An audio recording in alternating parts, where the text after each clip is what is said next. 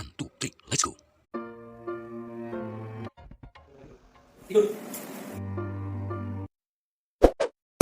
Assalamualaikum warahmatullahi wabarakatuh. Kembali lagi di channel Bang Udin. Beliau ya nggak asing lagi ya buat kita yang sudah subscribe. Yang belum subscribe silahkan subscribe channel Bang Udin. Aminuddin Channel. Aminuddin Channel. Aminuddin Channel. Bang Udin. Oke, untuk pertemuan kali ini bagaimana? Bang Udin, ngomong-ngomong, akhir-akhir ini udah jarang berita korban hipnotis lah. Apa karena kita yang nggak mengikuti berita atau emang udah jarang kasus hipnotis? Kan banyak orang mudik dari kota besar ke kampung halamannya sampai di terminal ketemu orang dihipnotis, kemudian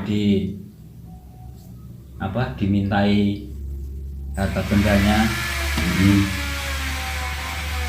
Menurut Bang Udin bagaimana fenomenanya? Apa emang kasus hipnotis ini turun? Apa emang kayak tadi kita yang udah nggak dengar beritanya? Menurut saya gini, kemungkinan orang juga sudah banyak mengetahui mungkin ya dasar-dasar hipnotis, jadi orang mungkin sudah mulai waspada dengan apa yang selalu terjadi di tahun-tahun sebelumnya. Terus selalu ada himbauan-himbauan harus hati-hati apabila ketemu orang nggak dikenal. Nah itu mungkin. Jadi informasi begitu kan semakin luas sekarang ya, daripada dulu sebelum media sosial begitu banyak. Kalau sekarang dimanapun sudah ada berita mengenai hal itu, tentang hipnotis. Jadi ya itu orang-orang banyak tahu dan lebih waspada. Ya tetap tidak menutup kemungkinan tetap ada satu dua bagi yang menggunakan hipnotis sebagai kejahatan ya. Padahal intinya itu seperti mata pisau, itu pisau bermata dua, silet. Jadi tergantung menggunakan, yang harusnya digunakan untuk kebaikan malah digunakan untuk kejahatan. Nah itu jadi menurut saya tetap ada, masih ada. Nah si korban ini dijadikan korban oleh pelaku apa dipukul rata? Maksudnya gini, saya yang konsentrasinya tinggi dengan yang konsentrasinya rendah biasanya kan ditepuk. Apakah perlakuan semua kepada korban itu sama gitu loh? Ditepuk langsung kena gitu ya? Untuk semua orang apa sekali tepuk langsung itu. Nah, fenomena yang beredar luas. Biasanya kalau dibegini tepuk langsung kena, semua dikasih gitu ya, duitnya dikasih, semua dikasih. Itu terus wah itu kejahatan hipnotis. Kejahatan hipnotis itu ditepuk langsung kena, begitu hebatnya ilmu itu kan gitu. Padahal tidak segitunya. Itu hanya kebetulan. Jadi penghipnotis itu dia memang sengaja untuk kejahatan. Dia sengaja untuk kejahatan.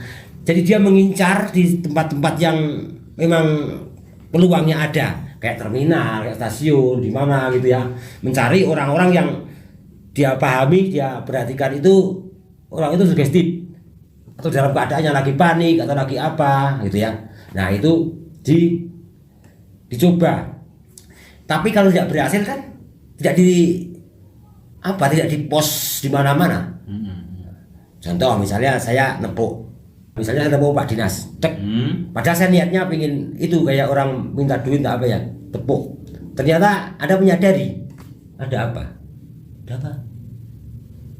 Wah sorry saya kira teman saya, sudah selesai. Mau dikejar-kejar orang begitu, mananya saya kira teman saya. 1:100 bisa. Jadi dia itu nepuk mungkin 100 orang yang kena 1. Okay. Tapi kan yang ramai di berita yang kena itu 1. Yang nggak kena ya sudah. Nah gitu loh.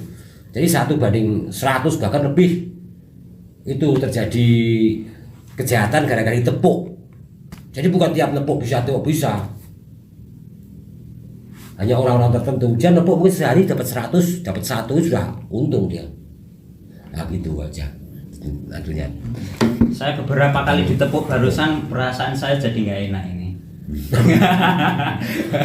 Nah setelah ditepuk itu kan nggak mungkin langsung ditepuk langsung bilang saya minta uang, saya minta harta bendamu, kan nggak mungkin. Iya.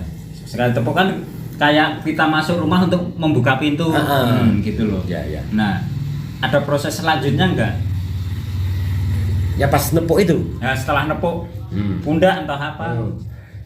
Nepuk pundak kan dia tahu, yang penghibur itu tahu.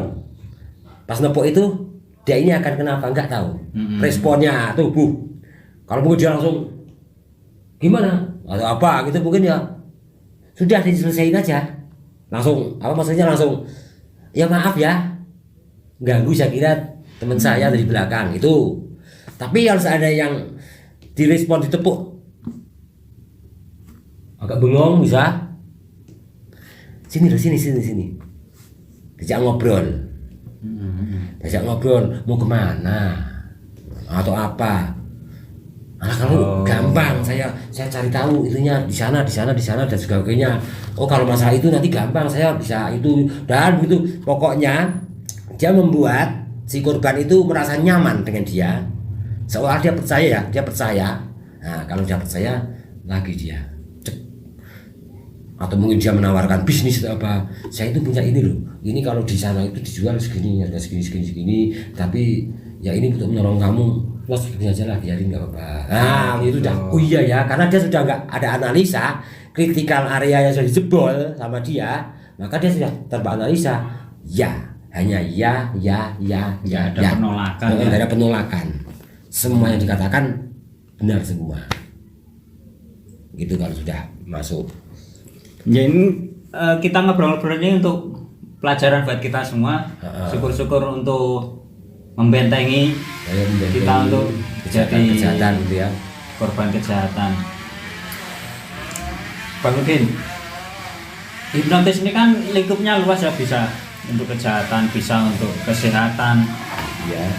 Yang katanya perokok ingin berhenti merokok pakai hipnotis juga bisa, walaupun katanya prosesnya lama, nggak sekali praktek.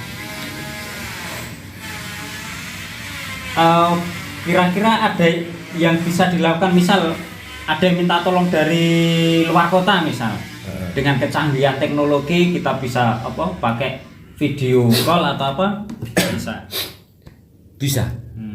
Tetap bisa. Yang penting kita bisa berkomunikasi.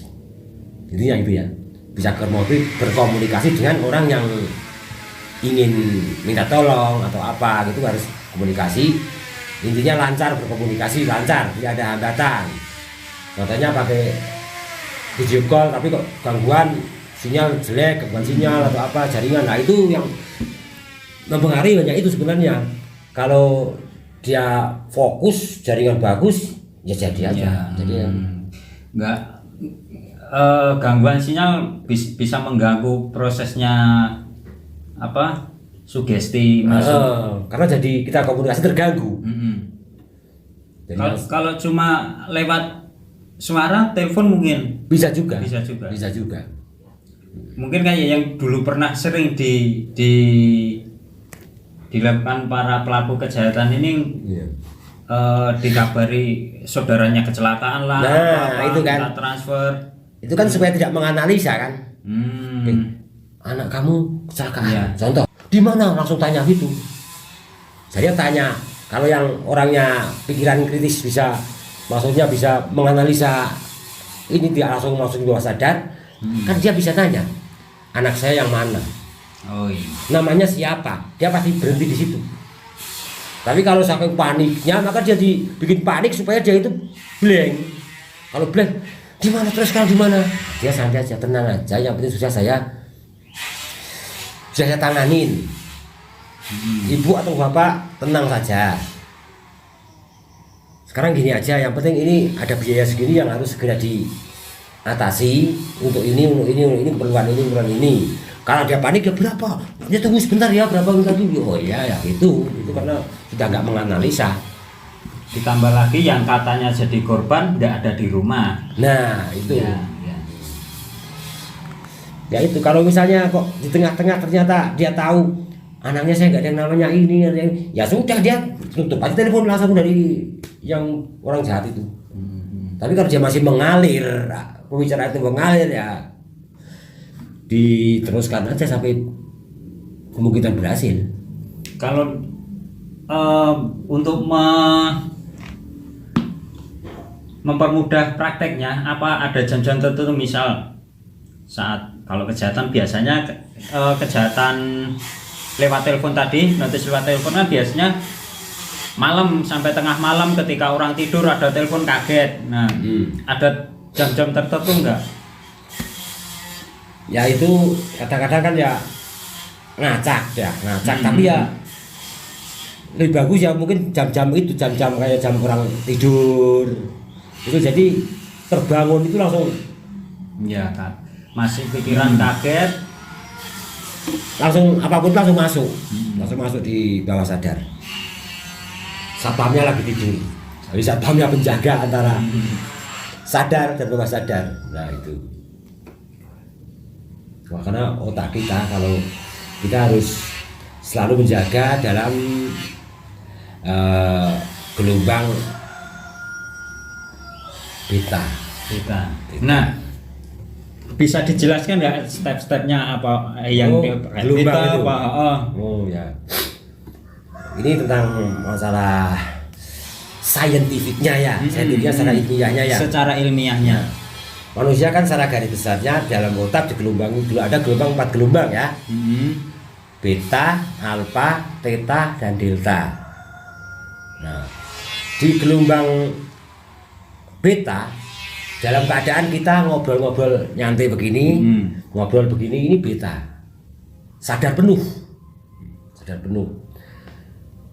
Tapi kalau menghipnotis, orang menghipnotis harus bisa menurunkan gelombang alfa, theta. Theta, jangan delta.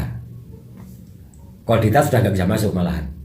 Urutannya alfa, beta untuk pas sadar, theta, alfa, theta, delta yang paling bawah. Alfa kita sadar penuh, ya. Beta kalau kita dimasukkan sugesti itu masuk ke alfa. Ke alfa, ini mendengarkan, fokus. Jadi kalau misalnya baru kita mau ya itu baru kita mau mulai, kan harus diinduksi dulu, di pra-induksi, dijak ngobrol. Nah itu kalau dia menerimanya dengan baik, penerima baik, dia sudah masuk gelombang beta alfa ya, alfa. Seperti kita membaca SMS atau membaca BA atau membaca apa, itu alfa. Nah, alfa nanti diturunkan lagi ke theta. Kalau sudah masuk di theta, itu sudah masuk beleng di alam bawah sadar. Jadi kita mau apapun, mau sugesti apapun, ya itu harus masuk di gelombang theta. Tapi kalau theta tidur, kalau orang dihipnotis kan masih dengar. Kalau ada mendengar suara saya, lakukan kepala, berarti masih bisa komunikasi kan? Iya. Nah, masih bisa mendengarkan suara saya, apa yang saya katakan mungkin nyata. Nah itu berarti masih mendengarkan, masih bisa komunikasi artinya. Tapi kalau sudah di delta, dia kayak orang tidur tanpa ngimpi, tanpa apa. Sejak ngomong kita nggak tahu dia. Ada dengar suara saya, soal dia nggak bangun, dia nggak tahu.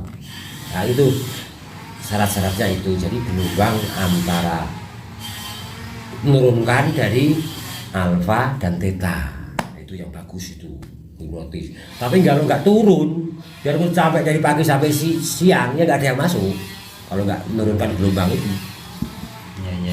Oh, itu Dari gelombang alfa, theta itu si yang akan dihipnotis masih sadar. sadar, kecuali delta orang sadar itu. Makanya hipnotis kan bisa menolak apabila tidak sesuai dengan apa maksudnya nilai dasar. Contohnya, misalnya Pak Dinas begini, Pak Dinas setelah buka mata Anda minum racun, pasti menolak. Soalnya itu nggak sesuai dengan nilai dasar. Nah gitu. Tapi kalau Anda bangun, Anda sehat, Anda bersemangat, itu sesuai. Jadi memang semua yang diinginkan orang begitu. Nah itu ya begitulah. Mungkin ada lagi. Pause. Atau mungkin Pak Dinas mau mencoba yang kecil-kecilan, soalnya nggak sadar, bukan nggak sadar, mau menolak pun bisa. Kalau ada ingin menolak bisa, tapi kan begini, supaya hal ini berjalan, misalnya Pak Dinas pengen sembuh, masa pengen sembuh menolak, ya gitu loh. Pengen saya bikin begini, pengen merasakan satu, masa saya menolak, ya nggak bisa menolak, harus ikuti arahan, gitu. Contohnya, misalnya Pak Dinas, gampangannya contoh yang hari-hari ya, sebagai penghipnotis, sebagai yang hipnotis saya, yang hipnotis ini, saya penunjuk jalan, Pak Dinas yang akan berjalan, minta arah ya, mau ke Salaman tapi nggak tahu jalan, misalnya orang baru ya, terus tolong tunjukkan saya mau ke Salaman, tapi saya yang tahu menunjukkan jalannya, saya akan mengatakan, ya ikuti saya, jangan menolak sampai ke tujuan, itu ya, sampai ke tujuan. Oke, saya bilang kiri ya belok kiri, kanan. Tapi kalau saya mau ke sana, ya nggak berhasil, nggak sampai tujuan, nah begitu sama. Jadi ngikuti sampai selesai, sampai proses itu selesai. Dari ternyata begini, baru ingat lagi. Sebenarnya menghipnotis semua orang itu yang menghipnotis sebenarnya itu dirinya sendiri, mensugesti diri sendiri. Cuma kalau diri sendiri mungkin nggak yakin atau nggak apa, nggak bisa saya. Nah, karena sudah bilang mengatakan dalam hati nggak bisa, terus dia menyuruh melewati orang yang bisa, mau yang dianggap bisa gitu loh. Karena cuma bisa, dia dianggap bisa. Kalau menurut dia lebih yakin. Saya mau ke Salaman itu kali sana, kalau sendiri saya ragu nggak sampai. Tapi saya mau tanya Mas Edi supaya saya tahu sampai tujuan sana. Nah itu loh. Kalau dia menolak ya nggak sampai, gitu aja. Makanya kalau di jalan itu orang di jalan diambil duitnya itu sebenarnya dia tuh nggak menolak. Tapi supaya dia nggak menolak ya diencengkan dulu. Nah, secara halus ini. Itu mungkin ada lagi atau tahap-tahapnya apa yang dilakukan kalau itu tahap-tahapnya. Kalau membahas tahap nanti praktek ke saya. Udah ada 6 tahap. Ya, bisa dijelaskan Pak. 6 tahap atau 5 tahap dulu. Hipnotis itu akan terjadi apabila 5 dulu ya. 5 itu terpenuhi. Prainduksi, induksi, deepening, suggestion, termination, post hipnotis 6. Nah, prainduksi itu apa? Menyambung kenyamanan antara penghipnotis dan terhipnotis, itu menyambung kenyamanan ya, supaya nyaman. Jadi ngobrol itu enak, nggak ada jangan-jangan itu orang jahat, itu sudah gak ada pikiran itu di sini. Terus induksi sebenarnya itu lem itu loh. Itu tes, induksi itu tes sebenarnya, tes. Kalau di tes lem itu kok nggak bisa lepas, suruh nggak lepas, itu berarti induksinya masuk. Berarti masuk, termasuk orang ini yang sudah 75% bisa untuk melanjutkan step berikutnya. Induksi. Terus deepening, diperdalam. Diperdalam itu benar-benar diperdalam supaya betul-betul orang itu bisa diperdalam. Misalnya saya suruh tidur, nggak saya biarin aja, tapi semakin nyaman itu dipening, diperdalam, semakin nyaman. Kalau saya biarin aja dia bangun sendiri, nah semakin nyaman, semakin enak, semakin nyaman, nah itu dipening. Nah nanti kalau sudah dipening, sugesti, kan dipening sudah masuk, sudah apapun isi misalnya itu terapi ya, itu terapi untuk menghentikan rokok ya itu di situ sugesti. Nah yang kelima termination, itu penutup itu jangan sering digunakan. Misalnya setelah menghipnotis orang selesai tuh biarin aja, nggak diberhentiin, nggak diselesaiin, nggak dinormalkan kembali. Nanti dia normalkan lama sekali, jadi kasihan lama. Ya bisa itu sendiri, nanti bisa normal sendiri, tapi kan lama. Mengembalikan ke otak betanya lagi itu. Nah itu harus mungkin ya dengan cara yang saya pakai biasanya saya hitung sampai 3, kamu dalam keadaan yang sudah normal kembali, lebih sehat, lebih nyaman, lebih sehat, lebih kuat, lebih apalah pokoknya yang baik-baik itu. Jadi nanti dia bangun sudah biasa. Terus post hipnotis terakhir. Post hipnotis itu terakhir itu orang itu kalau misalnya 1, 2, 3 buka mata normal, itu belum normal itu. Itu belum normal. 1, 2, 3 buka mata normal, itu buka mata beneran tapi belum normal itu. Misalnya tidur langsung tidur lagi. Oh, jadi masih ada ikatan sugesti. Masih di sini masih. Jadi kalau memang bener-bener mau selesai, bener-bener mau menyudahi, 1, 2, 3 buka mata normal, biarin aja selama 10 detik. Sekitar 10 detik dibiarin aja, itu nanti bisa kembali normal. Jadi ada ulang, mulai suka apa lagi. Ini kalau belum normal, 1, 2, 3 tidur tetap tidur.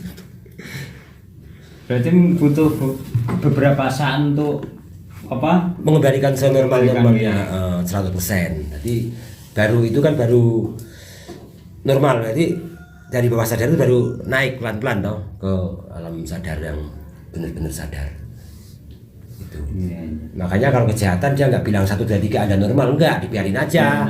Biar ya sadar sendirinya. Nanti kalau dia sadar sudah bingung, duit saya di mana, orang sudah nggak ada. Nah itu, itulah itu tahap-tahapnya yang harus jalankan, harus dipenuhi. Nggak bisa melompati satu step pun nggak bisa ya? Ya nggak bisa. Memang sudah rangkanya. Ya kalau orang itu sangat sugestif banget bisa. Langsung dilihat sudah. Langsung dia bening, semakin nyaman. Nah, itu. Tapi kalau orang yang biasa-biasa, ya itu melalui tahap-tahap. Kita lanjut besok lagi, Mas. Boleh. Baik, segitu dulu ngobrol-ngobrol kita sama Aminuddin istilahnya Channel. Pak. Aminuddin Channel sebagai hipnolusionis. Terima kasih udah mampir ke channel Aminuddin Channel. Udah menonton dari awal hingga akhir tanpa skip. Silahkan subscribe, like, komen, dan share biar video dari Aminuddin Channel lebih bermanfaat bagi orang banyak. Terima kasih ya, menonton dari awal sampai akhir merupakan suatu kehormatan. Baik, sampai jumpa di video-video berikutnya.